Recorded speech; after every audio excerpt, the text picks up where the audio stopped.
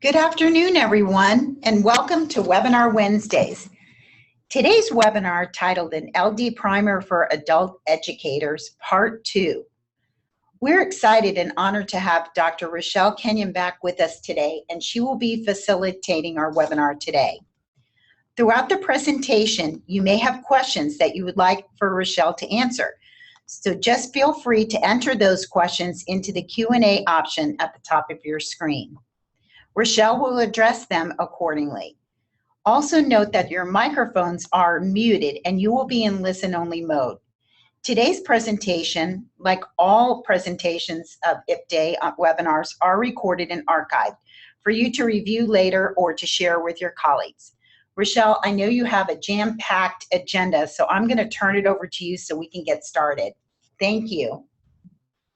Thank you, June. And I'm so happy to have so many of you in the audience for today. And to those of you that commented after the first webinar, thank you very much. And again today, if you have any follow-up needs or questions, feel free to email me. My email will be on the last slide. Okay, we'll begin. We have a packed agenda, as she said. We're going to look at curriculum areas on learning disabilities. Our topic is on various learning disability areas. We're going to look at dyslexia, dyscalculia, and dysgraphia, the reading, math, and writing learning disabilities. We'll look at how to teach adults with LD, at appropriate LD instruction, instructional strategies, and how to teach students to use strategies for them to be successful in your classroom. And then resources and your reflections of what you've learned in this hour, and then a wrap up. So for outcomes, I hope at the end of the session you will be able to describe curriculum areas that are important for adults who have LD, to know the relationship between dyslexia and reading, to list reading strategies that are effective with students who have learning disabilities, to explain the principles of LD appropriate instruction, and to know instructional strategies for teachers and or tutors if you are a tutor, and to be able to give examples of learning strategies that students must use. I like this quote. It talks about learning disability, which we reviewed in part 1, and it says it's like having too many bridges out, as well as too many overlapping pathways along the information highway of the brain. And not reviewing what we went over already, but we know that learning disability is a neurological impairment and involves information processing deficits, among other things. So as we look at curriculum, you're looking at a graphic organizer, something that I drew on my own, a technique that's very effective with students that have LD because of the color, because of the writing, because of the directionality and the shapes. And what it tells us is there are 5 important curriculum areas to work with when you have a student in your class who may have, or who you know has, or who may have a learning disability. The first being the basic skills, which is what we do in adult education, working on skill levels. The second, learning strategies, and I'll talk about those later. But learning strategies are what we teach adults to help them learn. They're not instructional strategies. They're not meant for the teacher. They're meant for the student to learn how to do. And then third, critical content, and that might be different for every student. You might have GED might be critical content, job-related skills might be critical content. So it's directly related to that student. The fourth, social areas. For students that have a learning disability, social skills and maybe one of their deficit areas. And the fifth, something that you may not be familiar with if you have no experience in this area, is self-advocacy. And self-advocacy is teaching students how they can speak up for themselves and advocate for their own needs. The next basic skills, going back to the first one, of the critical content, and this is key elements of basic skills. So you have reading, you have math, and you have writing. When reading a graphic organizer like this, you're going to start on the left-hand side and you're going to go around. So reading, math, and writing. And you can see that there are different information bullets for each.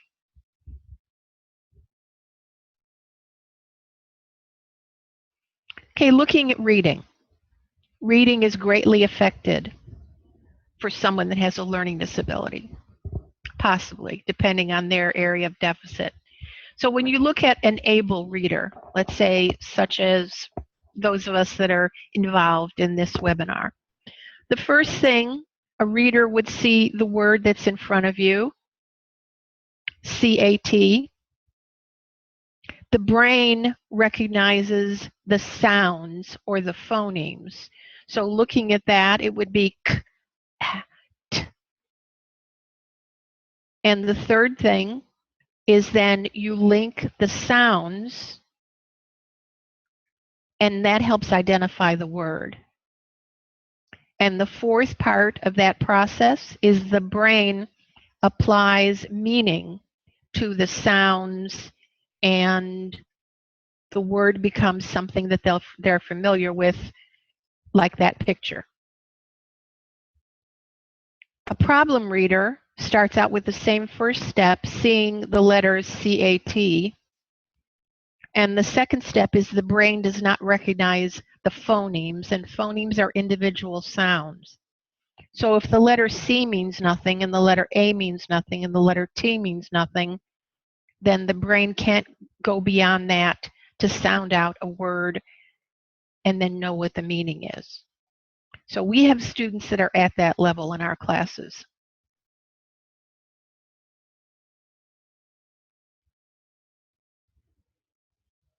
So looking at reading comprehension then, starting at the bottom, the first and most important part of the reading process is phonemic awareness. Again, the phonemes are the sound k, t, for the word cat. Without that, and that's something that very, very, very young children learn. Without that, learning to read is just not possible. After the phonemic awareness is mastered, phonics is the next step. And phonics is the correspondence between the letter C and the sound of C. When a student has gotten the phonemic awareness and phonics down, the fluency is the next step. Being able to be a good reader depends on the ability to read accurately and quickly. Fluency affects math too. Being able to see numbers and compute has to be fluent.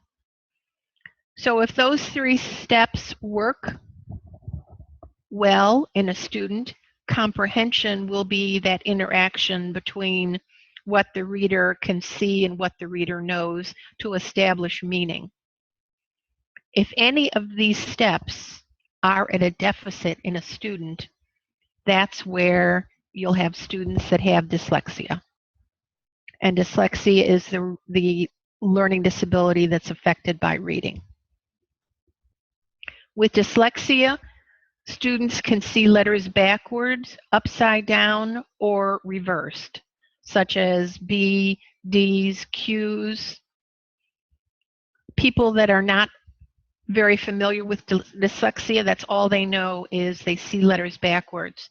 And you will have people who have dyslexia that don't see letters backwards. It's just one characteristic. They can also see words or text jumping around on a page.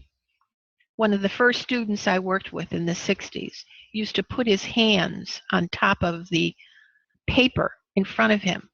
And I'd say, well, what are you doing? And he said, the letters are jumping out at me. They're jumping up. So it's not as rare as you might think. It's quite common. They have difficulty discriminating between letters. Again, the O, the E, the C basically have that same shape, that round shape. Or the shape may be the same, but the orientation may be different. Facing this way, facing the other way, upside down. Or when letters and words look like they're all bunched together, because they're unable to see the spaces. They're unable to tell where punctuation is, where sentences start, where they stop, capital letters.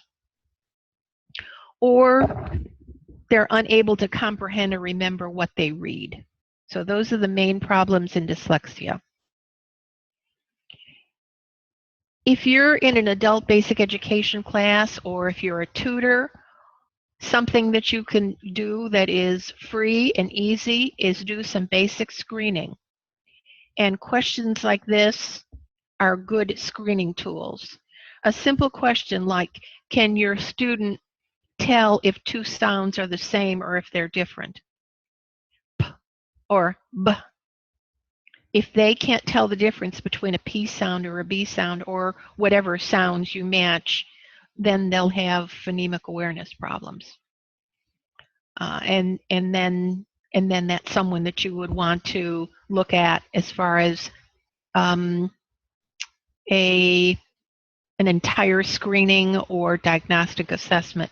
But you can see these questions are things that we should expect all our students to be able to do.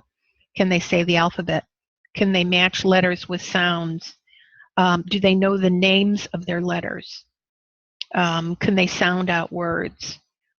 Okay, so those are just very basic screening questions for dyslexia.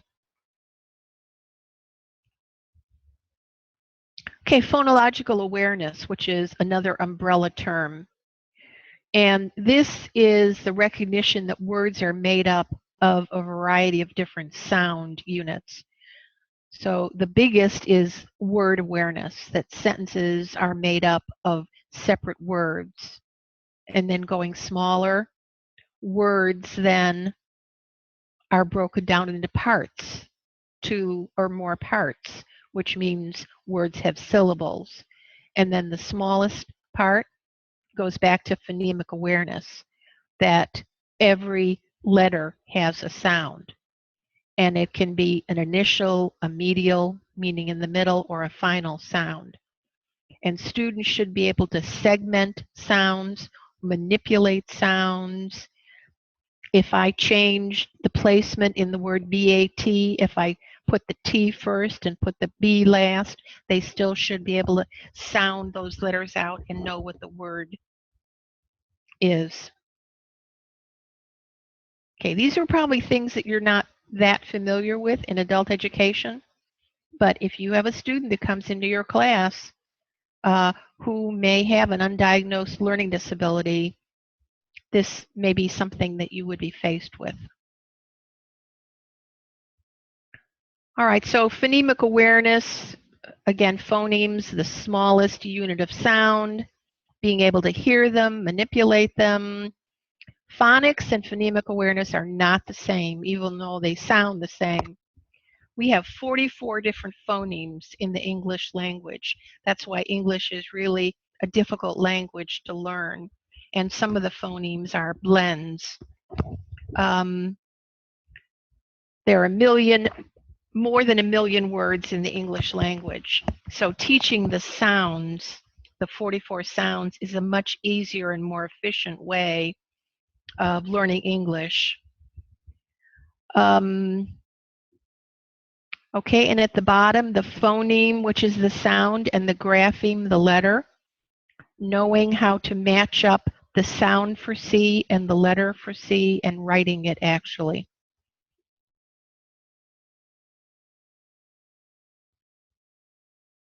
Okay, here are some other phonemic awareness activities. Phonemic deletion. What word would be left if the K sound were taken away from the word cat? K, cat without the k is at. So those are simple activities for students. All right, Reed Lyon is a leader in research.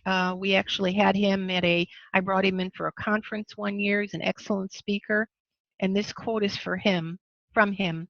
The most powerful interventions that have been identified for reading disabilities to date consist of a combination of explicit instruction in sound-symbol relationships, which is phonics, and direct and integrated instruction in text reading and comprehension.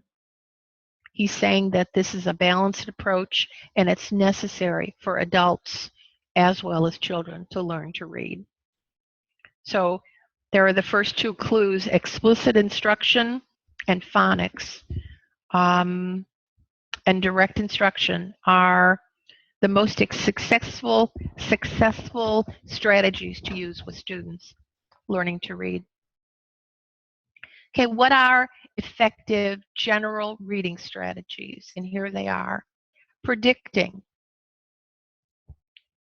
Asking your students, what is this article going to be about?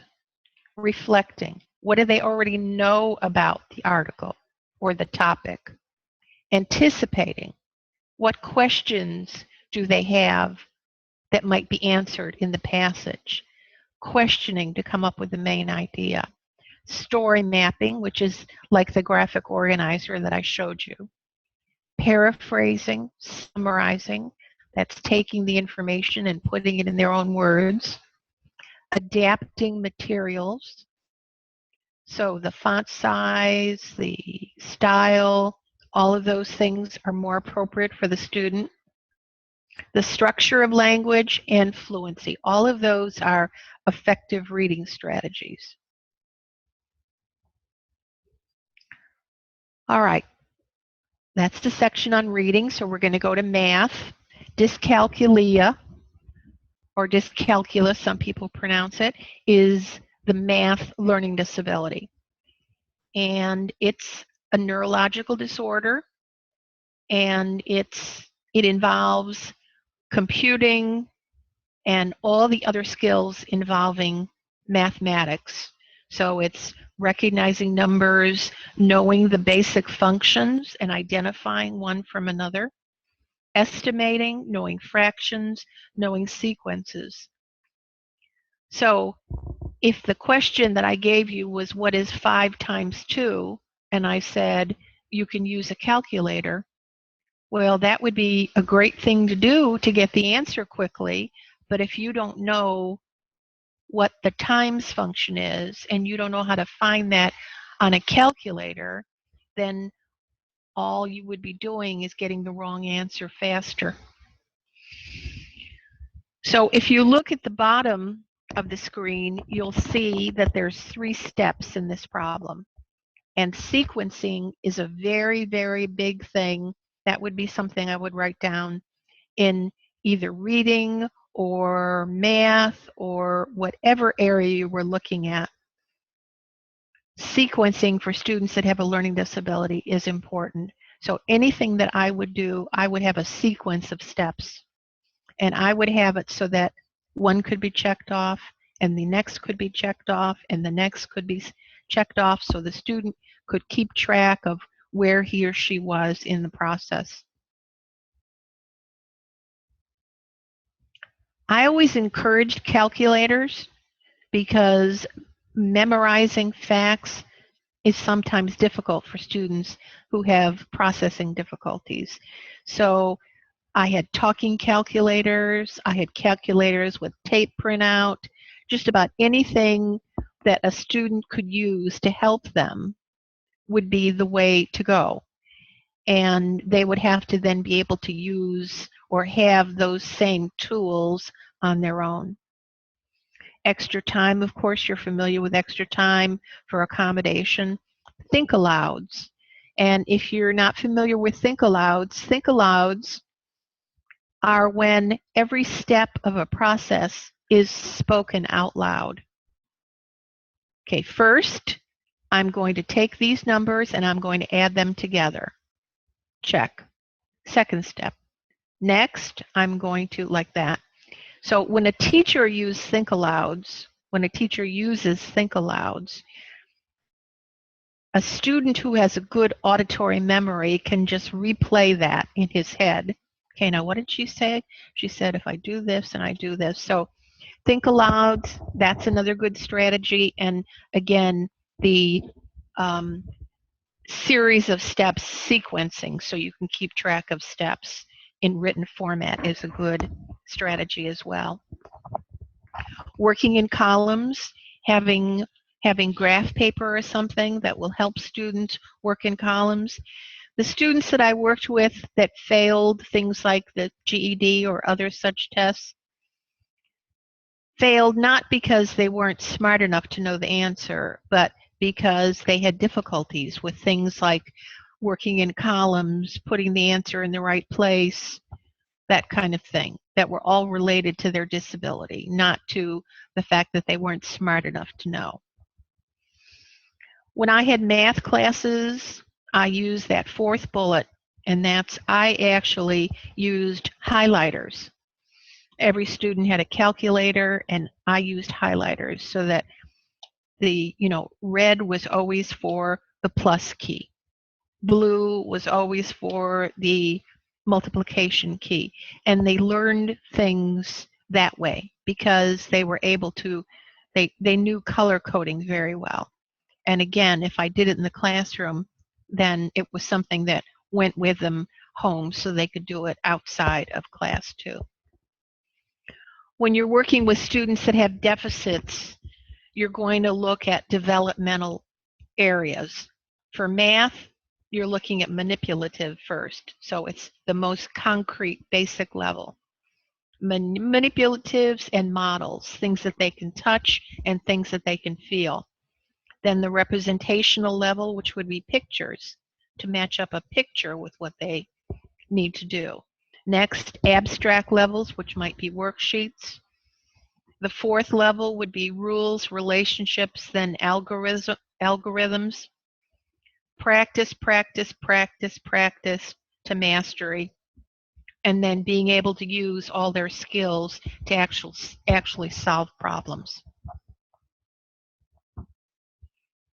Okay, so if I were going to write down the steps for a student to use for problem solving, this is what they would be. Number one, read the problem carefully. 2, organize or restate whatever is information there. The third step, what is it that they have to do? Is it an adding problem? Is it a, multiplication problem? To know what they have to do, and once they know that, then they know what code to use, like plus or minus. Try a strategy, and I'm going to show you strategies later on. A strategy is a set of principles that helps them reach, get the answer. Estimating is important. I'm sure all of you still do that when you go to the store. If you're getting something on sale for 20%, you have an idea of what the cashier is going to tell you how much you owe. Solving the problem, and then once you've solved it, take a look at it to see, let's see now, is that reasonable for this question? Or did I make a mistake somewhere? Okay, dysgraphia. Dysgraphia is the learning disability that's characterized by handwriting problems or the mechanics of writing. So that means what the paper looks like, what the writing looks like on the paper. And I saw there was a question there. I didn't get a chance to open it up. The mechanics of writing and the actual writing of sentences or paragraphs or, the GED essay, whatever. So that's dysgraphia. And it's communication through writing that's, the output is just very limited.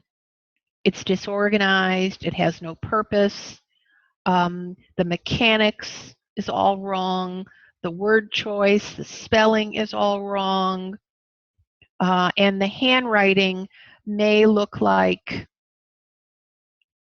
this right here, and this was a paper from one of my students. It usually looks like a young person. It looks like a young person has written it, and the words are all bunched together and the lines are bunched together, and it's just impossible to read. So double or triple space the writing is a good strategy for that. Write in segments. I ask students to put a finger there before they start writing the next word, so there's a space. There are spacing grids that you can purchase that help with writing. Margins on the paper so that they don't write off the edge of the paper and onto the desk, which is a common thing. Certainly keyboarding for those students that can use a keyboard, a laptop or a computer instead, and you'll see that their improvement in writing will go up quite a bit.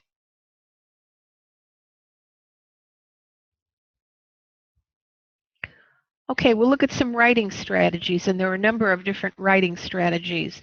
The first one is called the Hamburger Method, and I used to use the Hamburger Method a lot. So when you look at the hamburger, the top is the topping, and it might be the lettuce or the tomato or the onions, and that's your introduction, your topic sentence, and your introductory paragraph. The middle could be the cheeseburger. Maybe it's a grilled chicken sandwich, but it is like the meat potatoes kind of thing, the details, and whatever supporting things you have. The base of it, the bottom of the bun, is what holds it all together, is the conclusion or the summary. So the Hamburger Method involves sequencing again. You're going to hear that word over and over again. Sequencing, steps. I do this first, then I do the next, and then I do this last. It's doing things in a logical, sequenced manner. You can't tie your shoes before you put your shoes on your feet. Things have to be in a certain order, and that order is an organized approach. The bottom left hand is a Venn diagram, and I actually have a big Venn diagram, a plastic one. And it's a really good tool for writing. Anything that you do in color with shape and size is good for students who have processing problems, because they can see, I might explain this to you, but without being able to see it the way you are looking at it now, you might not understand what this is. It's the same with your students. And the one on the right-hand side, the bottom, is another graphic organizer. There are any number of different graphic organizer. It's a visual approach to learning. This one is description about whales. And you can take a mind map like that, and a student can write a paragraph just on what's written there on the lines and the circle.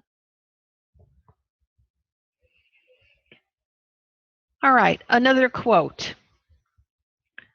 And this is important. So if you have a highlighter or underline something, take notes. This would be something that I would add to that. The strategies most successful with struggling students, and you can put learning disabilities in there, you can put at-risk students, you can put any number of different students that have problems. You can put that in that sentence. The strategies most successful will not harm and may enhance the learning of all your students. So what that says is everything that I talked to you about today is good for your class. It's great for students with LD. Students with LD will learn with these strategies, but it will help all students. And most important, we change not the topics that we teach them. We change how we teach what we're teaching. So it is incumbent upon you to know the way to teach them, the process by which you teach them, and that is the way that they will learn.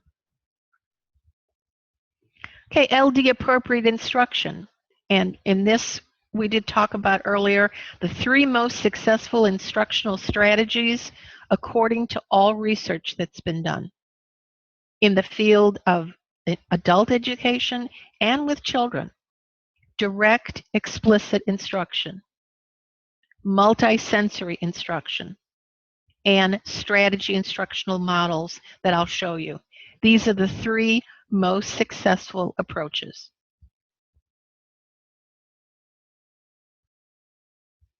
All right, so just direct instruction. Direct instruction is a model. Again, a model has a sequence of steps, and it offers a basic structure to adults that have deficit areas, and it's supported by, learning and behavioral principles. So when I did this in person, on site somewhere, I would do something like the hokey pokey, or something that involved my standing up in front of the group and teaching them certain things. And the hokey pokey was a really good example because most people knew what it was. Maybe they had done it or maybe not. But it was something with a few steps, and they could learn how to do it going through these 4 phases. So phase 1, you provide them with the objectives, the expectation, and introduce the skill. This is a dance move. I expect you're going to be able to do this by yourself when we're done. Phase 2, show it in front of them. Phase 3, work with them one-on-one with the whole group, practice over and over again with feedback. And then they do it on their own. Those are the 4 steps of any new skill that you're going to learn or that you're going to teach one of your students. And you do it in sequence, and you do it over and over and over until they've mastered each step. I know all of you are thinking, what's the hokey pokey? You can look it up and you'll see it was a big thing, I know, at one time. Okay, multisensory is the other, is the second strategy that research has shown to be very important. So multisensory means use all your senses. So when they're looking at something that you've written on the board, they're seeing letters, they're seeing words, they're using their visual part of their memory. When you're working on an activity and they're listening to something that you're doing, hearing the sounds makes it part of their auditory memory. When you're asking them to write it on the board, in cursive, in the air, making letters out of clay, you're using their tactile memory. And when you have them actually moving their arms and legs, it's kinesthetic. When you do a little bit of all of those things, that's called a multisensory approach. And the way people learn best is a combination of all of those, which is using all of their senses, multisensory. Is it easy? No, it's a little bit harder because you've got to do things in several different ways. But if all you do is talk to your students, you're only going to be successful with those students that are auditory learners. If all you do is write on the board and do written work, all you're going to hit are students that are visual learners. And with students who have a learning disability, they are more likely to be tactile and kinesthetic learners. So if they're not doing it or writing it or feeling it, then they're not getting it. And what's the purpose of going through all the work that you're going to go through if they're not going to get it?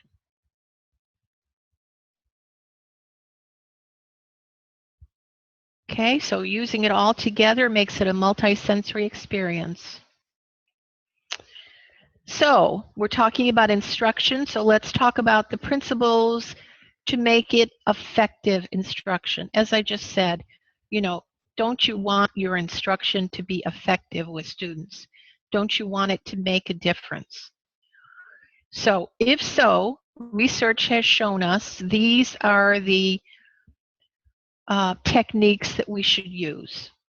We should use a systematic instruction, which, the system is usually one that can be modeled and it has sequence steps. There has to be many opportunities to respond. There has to be timely and effective error correction. If you don't correct errors right away, then they're going to learn something the wrong way. You have to model it, which means showing it. Scaffolding is as you're teaching something, the longer you teach it, the less your input is involved. The more the input, think of it as a scale going up. At the bottom, there's more of the teacher input, and as there's more work in that area, there's less teacher input, and the student is doing it all on his own. Strategy instructional model, I will show you. Review of previous learning.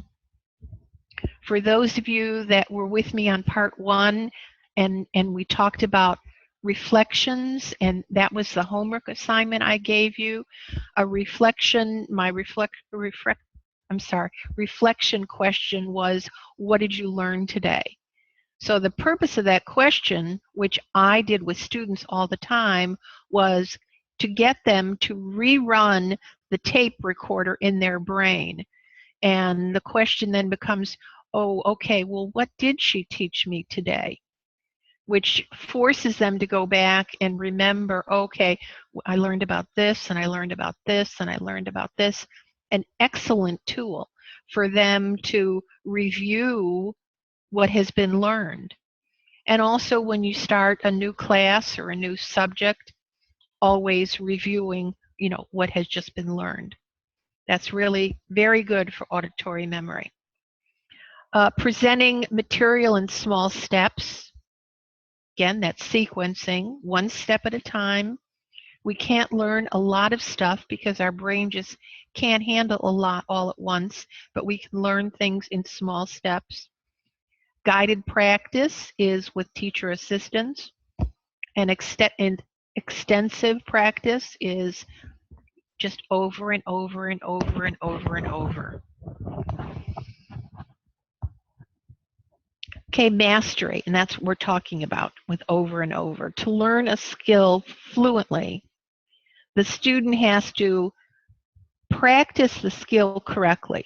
The worst thing you could do is allow a student to continue practicing and learning something that's incorrect. So they practice it correctly. Then they practice it so many times that they become fluent at it, and they review it enough that they can maintain it tomorrow and the next day and the next week. So looking at it graphically, you go from an unknown skill to learning a skill accurately and learning a skill fluently, and then maintaining that so that you always will remember. I had occasion on a trip to go to France, and I was in my 50s maybe, and in France, standing by I sang the Marseillaise by memory, and I hadn't done it since I was, I think, in high school.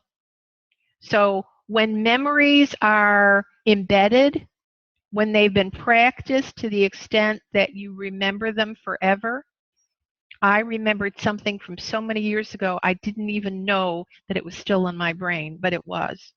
So that teacher did a good job, at least with me. Okay, review and practice. Students learn new skills by correctly practicing until mastered. We talked about that. And you'll find it interesting, this quote from Lombardi, Vince Lombardi, the famous football icon. Practice does not make perfect, which we always thought practice makes perfect. Only perfect practice makes perfect. That's a good one. I like it. Okay, so we're talking about repetition. You know, how much repetition do we need before something becomes fluent or automatized is the word. And you can see that the least able student, which would be someone that might have a learning disability, might need to repeat a minimum of 20 or more times for something to become fluent. So that's a lot of repetition. All right, sequencing. You see there's you can see the words that are working their way through the presentation. Sequencing again. Okay, so we're using sequencing for writing here. First step, topic sentence. Second step, supporting sentence. Then another supporting. You see, doing something with a model and with steps could help students learn writing paragraphs, writing stories. Okay, and graphic organizers, I don't know how many of you have used Inspiration software. You can see it's the last bullet. $39.95. I used it to do the models on the slides that you saw. They're visual learning strategies. They have bubbles. They have shapes. They have lines. They have connectors. It shows you what direction to learn something in, and it's very useful and very inexpensive for $39.95. Okay, visual imagery, and here's that cheeseburger again. And I do this when I'm, in person with a group, and, if you close your eyes and I talk about my very favorite meal when I get home from a trip, and I talk about, the sizzling of the hamburger patty and the freshness of the bread and the crispness of the lettuce and the juiciness of the tomato. And in your mind, you get an idea of what it is that I'm talking about, even though you can't see it. And that is from your mind's eye. And when I think about a physical location, I might think like between your eyebrows. Your mind's eye is somewhere up there. And students with learning disabilities don't have that ability to visualize something. So learning to read and compute are complicated things because that visual imagery is not as capable in them as it should be. So visualizing and doing activities like this where they learn to bring pictures up in their mind's eye will help so much in teaching reading and teaching math both. Okay, here's another graphic organizer. So we're talking about memory enhancers. So the best memory enhancers, you can see we start on the left-hand side, chunking, and that's breaking things up into small chunks and highlighting. You want to use color. You see how I've got color, I've got different size and shapes. I've got things highlighted with different colors. I've got arrows that show the relationship between one thing and how it, reflects on something else. These graphic organizers are really easy to use with that software. But you can see on the right-hand side, visual imagery, mind's eye, like with the hamburger I just did with you, verbal imagery, and that's the repetition of something verbally, the verbal rehearsal of it, is over and over and over and over again, so you can hear. I would have students tell me when they wanted to remember something, they would listen to Mrs. Kenyon's voice, and they'd hear my voice. They'd play my voice in their head, which was, I learned a lot about that. Connecting pieces of information, categorizing, and mnemonics. Okay, every good boy does fine. I'm sure that if we were together, you would give me many different kinds of mnemonics that you might remember from childhood. Okay, then mapping graphic organizers, which make the picture and the color code, and multisensory, using all your senses together with concrete information. Those are all memory enhancers, and that will teach your students to retain the information that you've taught them. Okay, learning strategies. So learning how to learn is one of the most important things you can teach students, and those are learning strategies. So to find out what strategies work well for students, you have to ask them, you know, how do you learn something? How do you remember something? How do you memorize something? And if you use the way that they learn, sometimes that's the best way. Okay, so what's a learning strategy? A learning strategy involves a sequence, and it's a model through which someone learns in a certain way. I remember when I was in college, I used highlighters. And if I highlighted something, I remembered it. Some people have to write things down. Everybody's got a way that they remember things.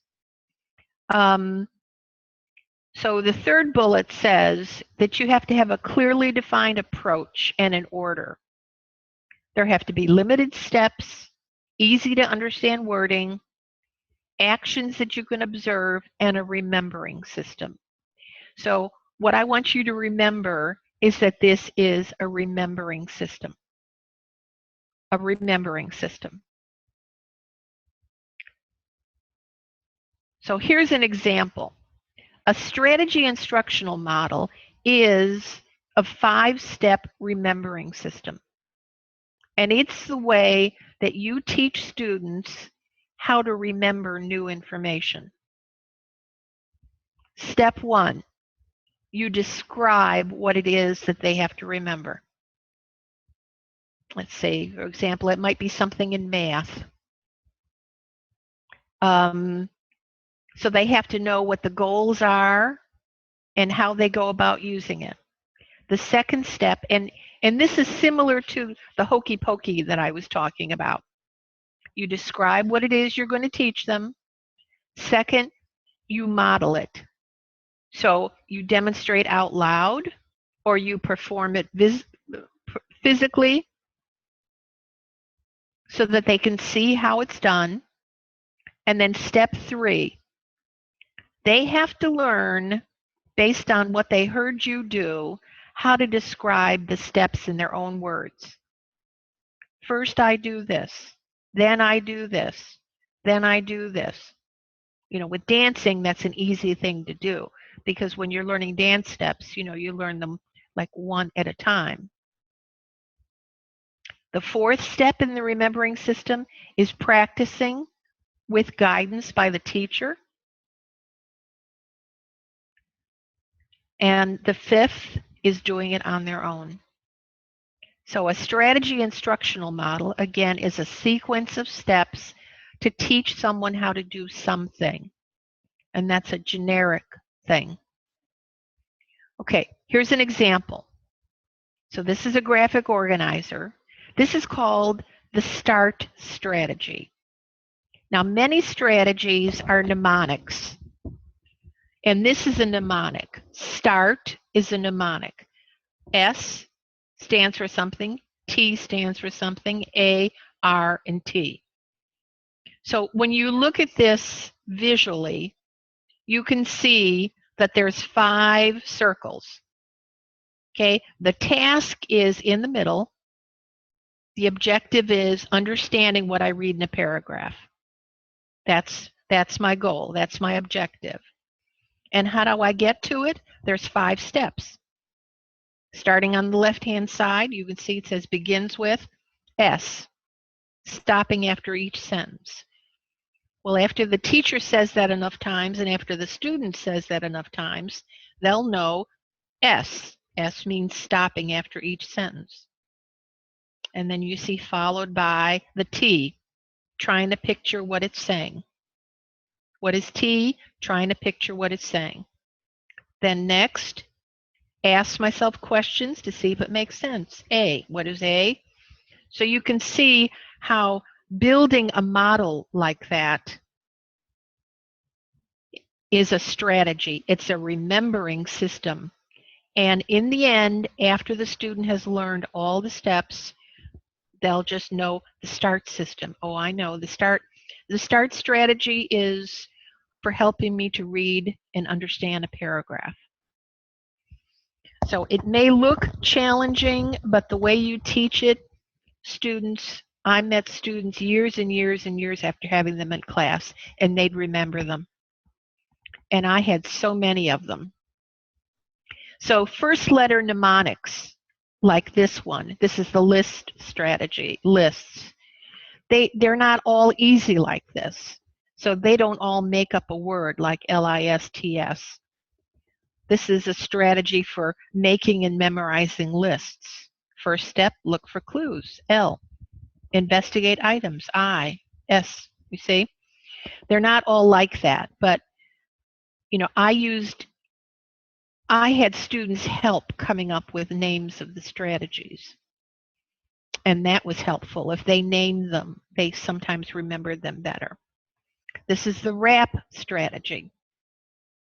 WRAP, paraphrasing for reading comprehension. R, read a paragraph. A, ask yourself the main idea. P, put the idea and details in your own words.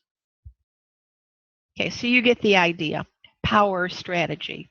Plan, order, write, edit, and revise. Great use this in my GED class. Plan, order, write, edit, revise. POWER. All you had to say was, we're going to work on the power strategy today. They knew exactly what that was. That was for writing. Editing, revising, the COPs, the C-SOUPs, the stops, you can see they were all first letter. They made words. Defends, composition, DEF, ENDS. Score was for taking tests.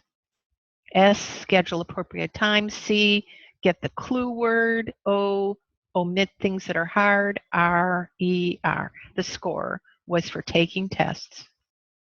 So they're mnemonic devices. Ask it, the self-questioning strategy.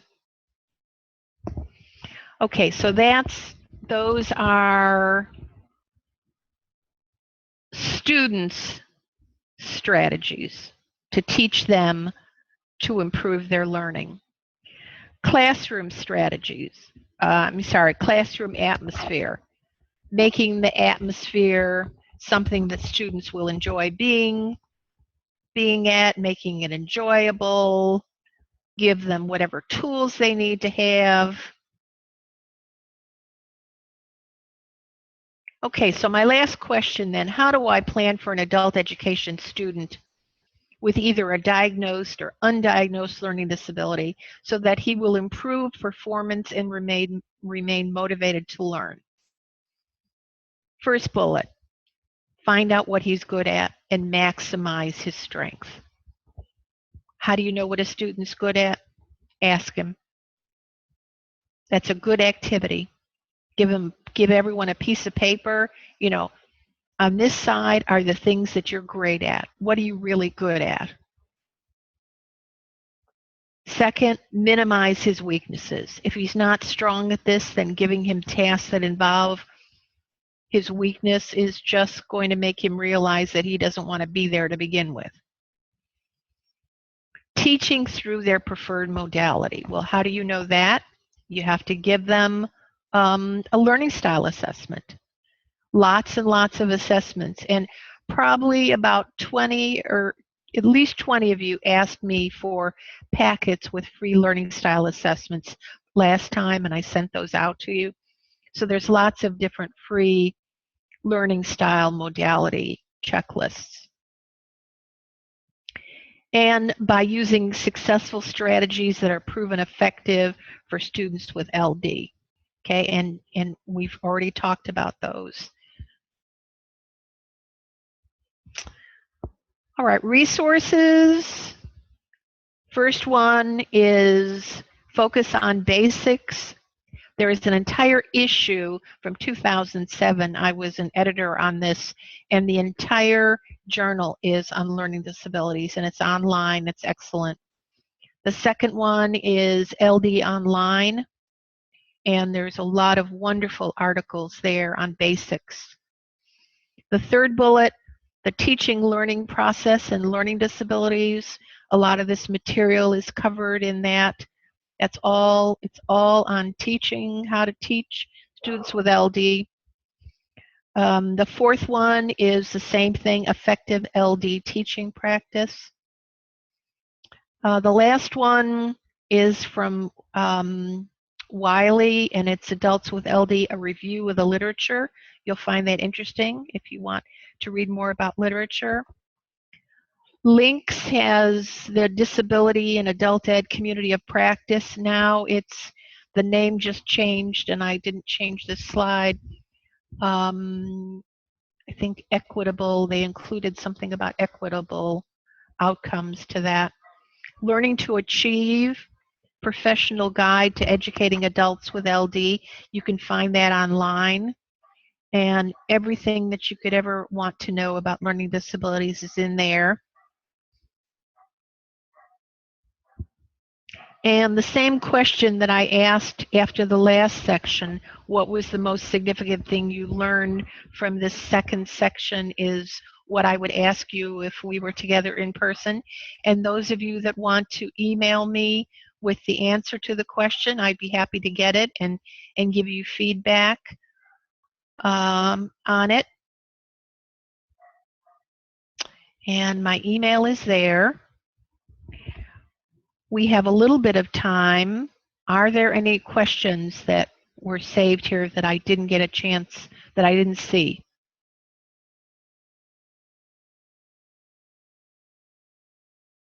No? Okay, well, I will assume then that if you have any questions for me or want any more information, that you will get back with me. Use that email address. I will answer you as quickly as possible. And I hope one day that I will meet you all in person. There is something here, so let me, okay, no question, but a comment, good. All right, hopefully I'll meet you all one day, and I hope that this has been helpful to you, and thank you all for attending and being such a good audience. With that, I think that we'll be signing off in a minute, okay? Can we get a copy of this presentation, Christina? This will be online, and yes, you can get a copy of the presentation. It will be online for you to copy, exactly the same way that you saw it here. So the answer is yes.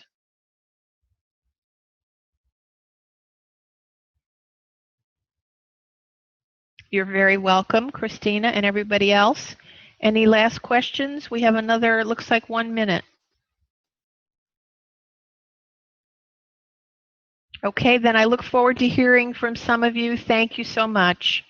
Bye-bye.